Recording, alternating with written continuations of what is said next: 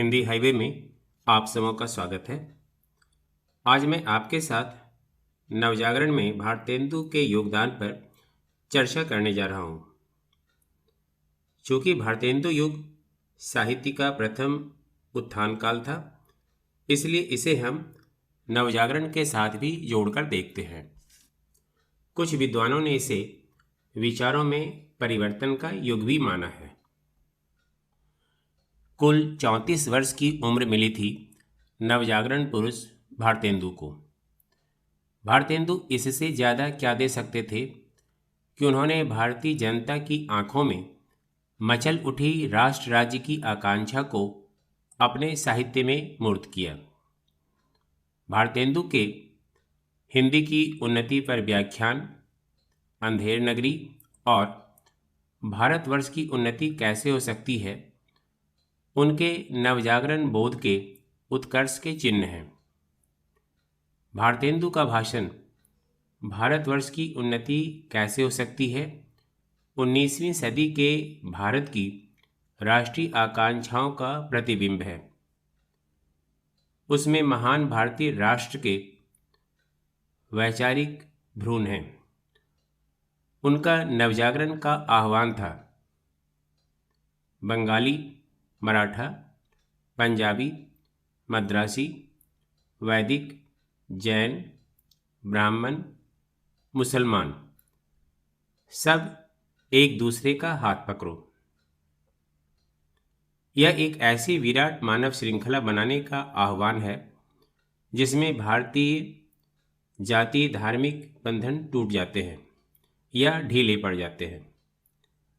अपने कथन का विस्तार करते हुए और अंग्रेज कलेक्टर के सामने ही राष्ट्र के लिए संग्राम की सांस्कृतिक, आर्थिक और जातीय बुनियाद रखते हुए भारतेंदु कहते हैं, जिसमें तुम्हारी भलाई हो वैसे ही किताब पढ़ो, वैसे ही खेल खेलो, वैसे ही बातचीत करो। परदेशी वस्तु और परदेशी भाषा का भरोसा मत रखो। अपने देश में अपनी भाषा चलाओ। स्त्री शिक्षा, छुआछूत विरोध, विदेशी मालों के बहिष्कार और अपनी जातीय भाषा के विकास की बात कहकर भारतेंदु नवजागरण के बोध को बहुविस्तारात्मक बना देते हैं। हिंदी नई चाल में ढली, यह कहकर भारतेंदु ने हिंदी समाज की जातीय एकता की नींव रखी। हिंदी की उन्नति पर काव्यात्मक व्याख्यान देते समय वे निज भाषा उन्नति है सब उन्नति को मूल कहने के बावजूद अंग्रेजी त्यागने को नहीं कहते, अंग्रेजी शिक्षा का विरोध नहीं करते। इसके विपरीत उनका जोर इस बात पर है कि अंग्रेजी पढ़कर हमें सब तरह से गुणी और प्रवीण होना है। चूँकि सारी विद्या अंग्रेजी के अधीन है, इसलिए उसको जाने बिना आदमी दीन का दीन रह जाएगा। भारतेंदु तहे दिल से सिर्फ हिंदी नहीं बल्कि पूरे हिंदी समाज की उन्नति चाहते थे।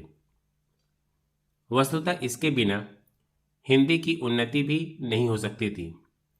हालांकि उन्हें हिंदी पट्टी के लोगों के कलहवाद और आलस्य का भी ज्ञान था।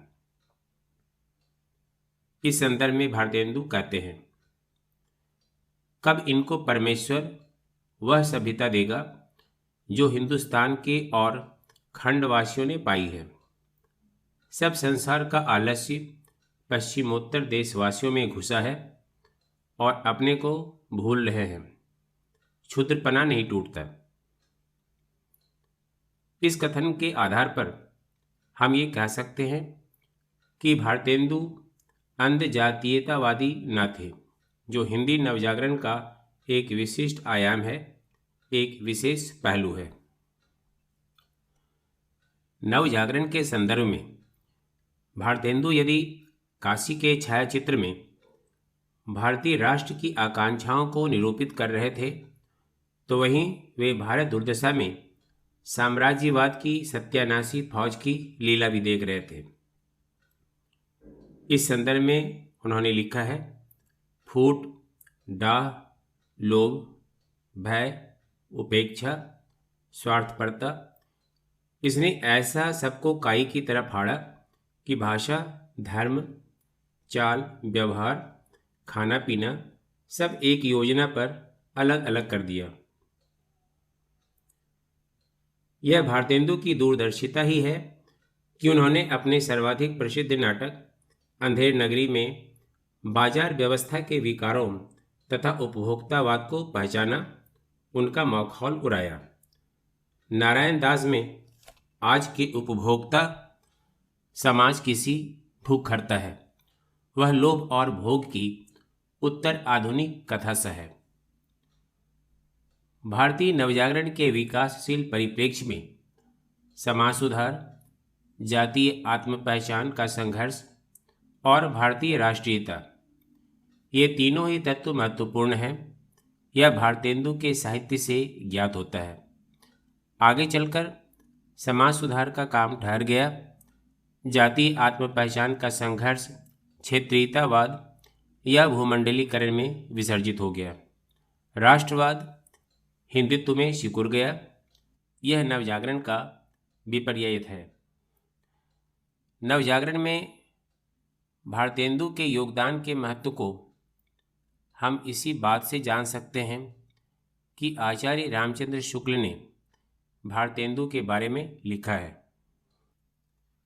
अपनी सर्वतोमुखी प्रतिभा के बल से एक ओर तो वे पद्माकर और द्विजदेव की परंपरा में दिखाई पड़ते हैं, दूसरी ओर बंग देश के माइकेल और हेमचंद की श्रेणी में। एक ओर तो राधा कृष्ण की भक्ति में झूमते हुए नई भक्तमाल गूंथते हुए दिखाई देते थे, दूसरी ओर मंदिरों के अधिकारियों और टीकाधारी भक्तों के चरित्र की हंसी उड़ाते और स्त्री शिक्षा, समाज सुधार आदि पर व्याख्यान देते पाए जाते थे। प्राचीन और नवीन के उस संधि काल में जैसे शीतल कला का संचार अपेक्षित था, वैसे ही शीतल कला के साथ भारतेंदु का उदय हुआ, इसमें संदेह नहीं। यदि आपको मेरे वीडियो पसंद आ रहे हों तो कृपया मेरे वीडियो को लाइक करें, अपने मित्रों के साथ शेयर करें और मेरे चैनल को सब्सक्राइब करना ना भूलें। यदि हिंदी विषय से जुड़े कोई प्रश्न आपके पास हों तो आप बेहिचक उन्हें मेरे पास भेज सकते हैं। मेरी पूरी कोशिश होगी कि मैं आपके प्रश्नों के उत्तर जरूर दूंगा। अगले वीडियो में आपसे फिर मुलाकात होगी। तब तक के लिए आपसे विदा लें।